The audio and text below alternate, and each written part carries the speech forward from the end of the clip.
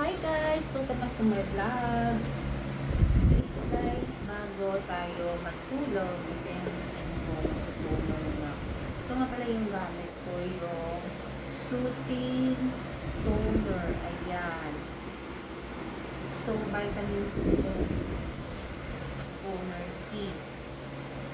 So at saka syempre yung lotion ko yung may spare na masilin para may protection tayo sa sunlight. Pero kahit gabi, ginagamit ko siya kasi mainit naman. Kahit gabi gawa ng ilaw, mainit ko ito. Dito nga pala guys, ayan, bago mo gamitin, isi-shake mo muna siya. Ayan, bumubula siya. So ito yung toner na made in Taiwan. Nakaka-smooth siya ng skin at nakaka-whiteness kasi nga soothing toner siya. Ayan, rainbow orange.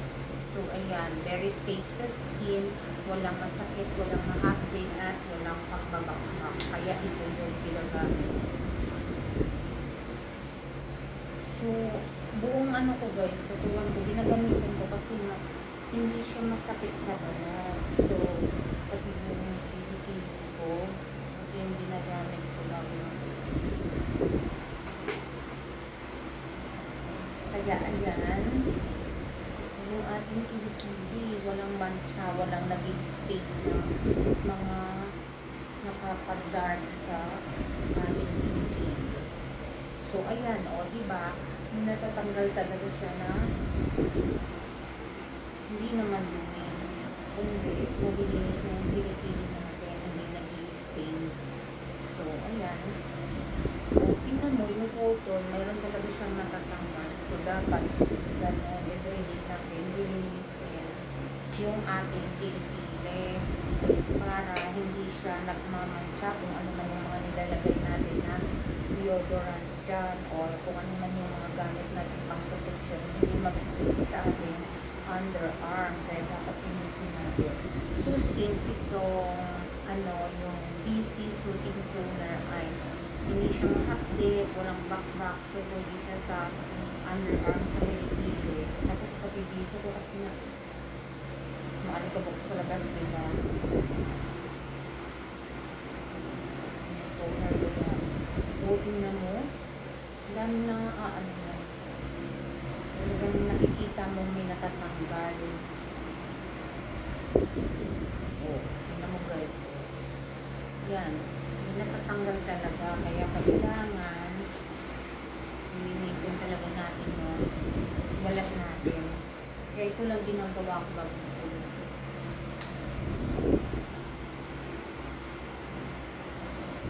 Siyempre, bukod yung ginamit mo sa katawan mo, huwag mo nang gamitin sa mukha mo kasi sensitive na natin mukha.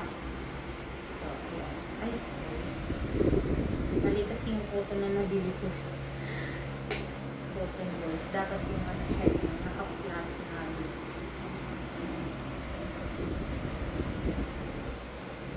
So, ito, everyday mo ginagamit. Umaga, sa morning, at saka bedtime. Kasi nga maganda talaga siya. Nakaka-glow ng skin. Hindi nagbabakbak kaya walang acne. So, everyday use talaga siya. Ayan.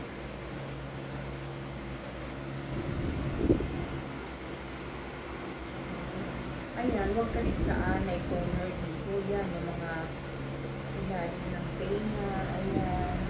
Tapos sa liig. Huwag natin kaligtaan kasi nga maalikabok kung nagbabiyahe tayo, diba? Kung hapon tayo nagtrabaho, tapos pag-uwi natin, siksikan yung mga pasahit-pasahit. Tapos patawid-tawid tayo, agad baba sa mga jeep, kaya yun, nasasagad natin yung alikabok. So yun, nakita nyo naman guys, yung tungkol ko ang kinis. Maputi siya, makintab. So yun lang yung share ko sa inyo. Tapos ito, nag-lotion na nga ako ng gano'n. So halos paubos na nga siya. Ito lang talaga yung gamit. So yun guys, thank you so much for watching. Until my next vlog again. Bye bye!